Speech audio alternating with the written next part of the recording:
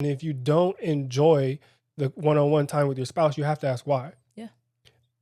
You have to ask why, because if you don't know what's pulling you guys apart or what you're avoiding, you're never going to get to the satisfaction you want.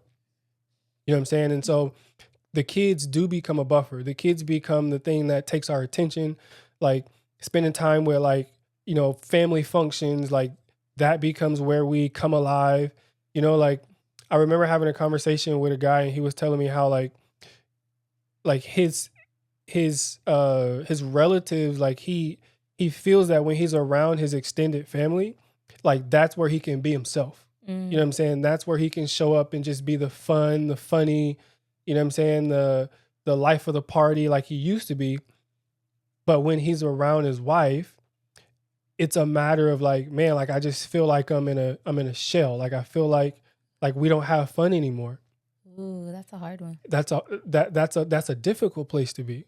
And if you don't ask the question why, you'll continue to live in a place of complacency.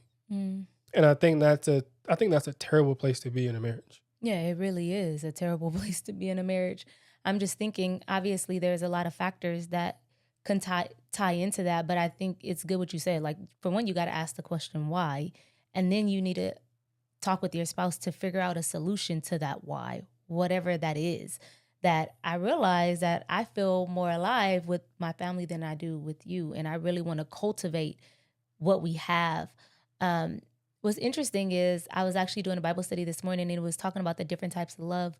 One of them being agape, which we know is the love of God. God is love. We as image bearers should bear that same love when it comes to loving one another, right?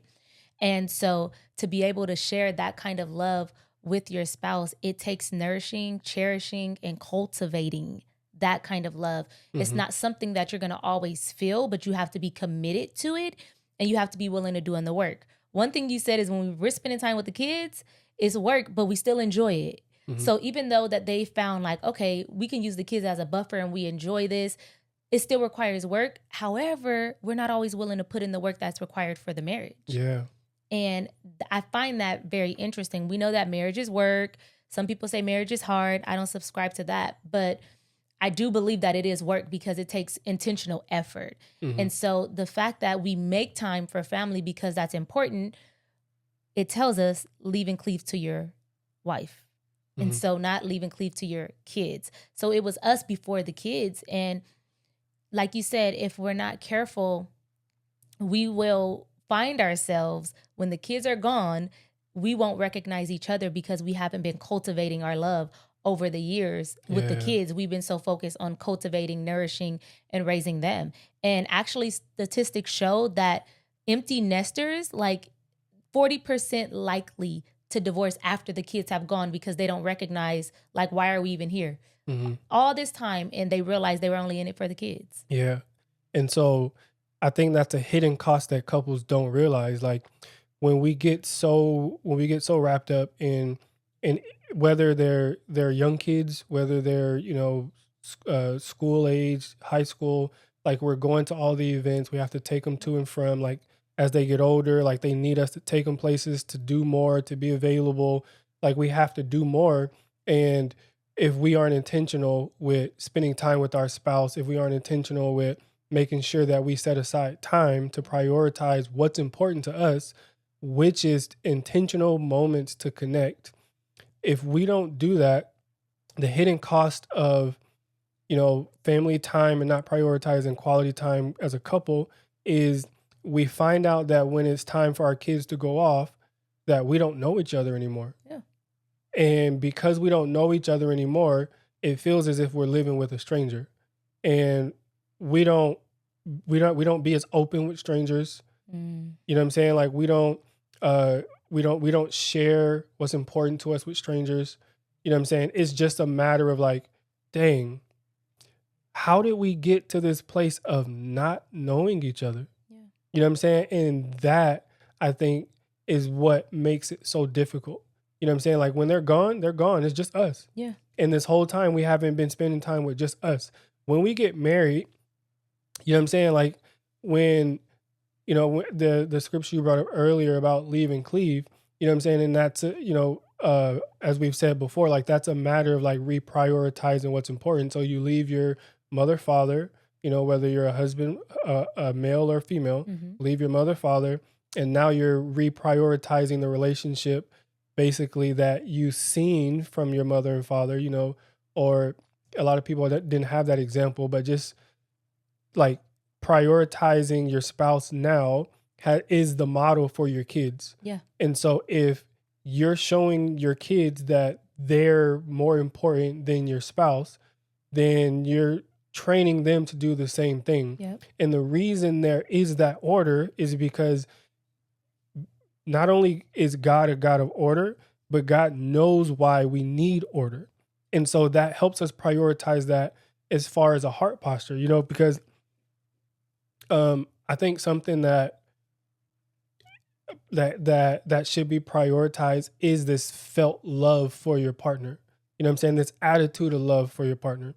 It's not just a matter of duty, doing the things. It's not a Right. matter of just cooking. It's not a matter of just providing. It's not a matter of just taking the kids to and from, taking the kids when the wife needs a break. It's not a matter of doing all the things. It's a matter of what attitude do you have when you do it. Yeah. And if you're not prioritizing spending time with your spouse, intentional moments of connection, you're not building a friendship. In that Mm. friendship is where you have this love. You know what I'm saying? Like you can be obedient to Christ and still be loveless. Mm. You know what I'm saying? Like, and Wow. that's what uh Jesus told the apostle John in Revelation to write to the church of Ephesus. Like, you're doing all these things and I know your work. Like I'm like I completely know. Like not just like I'm familiar, I heard about, but because I am who I am, like I know your works. Mm. I know your toils. I know the patience that you had. I know how you checked the fake apostles. You know what I'm saying? Like fake false, all that. But he said, "This is the one thing I had against you, that you abandoned the love that you had at first." Mm. And that love is a matter of priority. Yeah. Like the first thing is not a matter of order per se, like the love that you had, but at one point you prioritize the love that you had for me over what you're doing for me. And so when we talk about like the same type of love in marriage, it needs to come from a place of love, not duty. Because when you get to the point of leaving or your kids going off and getting married or going on about their careers or prioritizing their friendships and things like that, it's just going to be you two. Yeah. And if you haven't strengthened this love, if you haven't continually like been updated on your spouse's love, their likes, dislikes, their fears, the things that make them who they are, you're going to be doing those things out of duty and it's going to feel like a job. Yep. And when it feels like a job, it just feels like another I have to. And it's not a matter of I get to or I'm blessed to. It's just a matter of duty at that point.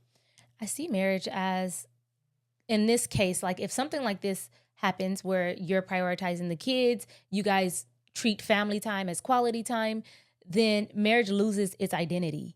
And it's a covenant, it's sacred, it's companionship, it's friendship, it's all the things that God created us to be able to enjoy and the joy that comes from it. And it loses its satisfaction. Mm-hmm. And so it's so important that I'm not saying family time is not important. Like, obviously, we need to have family time because we prioritize that as well. But there needs to be time where just the two of you can connect. And some of the things that I hear is, well, we don't have no one here, no family. And so the kids are always in the house. How do we prioritize each other? Mm-hmm. That was actually a question that we got. Yeah. And I can empathize with that because we too don't have a ton of family here. Your parents live in Florida. My family is far away as well. And so there's no one like closely knitted outside of, our sister, niece, cousins that are here, but we literally have like one babysitter, two babysitters. Yeah. And so we've had those seasons, especially when they were infants, where we had to get creative. Mm-hmm. And so practically what that looked like for us during that season was, okay, when the kids go down, having them on a routine. Routine was vital for us and the success and the health of our marriage when we was in the trenches, Yeah. lack of sleep, exhaustion. And we would go on the patio. We would take the little baby monitor. We would get in the jacuzzi to just be able to prioritize time together, take a bath together where we can communicate. we would stay up and binge watch a show or watch a movie, or even taking 15 minutes to be able to talk. I remember us playing, like having a baby in our arms, and we were playing like, what is that game called? Like Guess Who? It was a board game, but we were playing a game, baby sleeping right here in our arms. Whatever it looked like, we had to get creative. And so I don't want that to be an excuse to why you can't prioritize time of connection. Quality time is not quantity of time. Sometimes it's 5 minutes if that's all you have, but it's intentionally putting forth that effort to say, you matter, I value you, and you are more important. Yeah.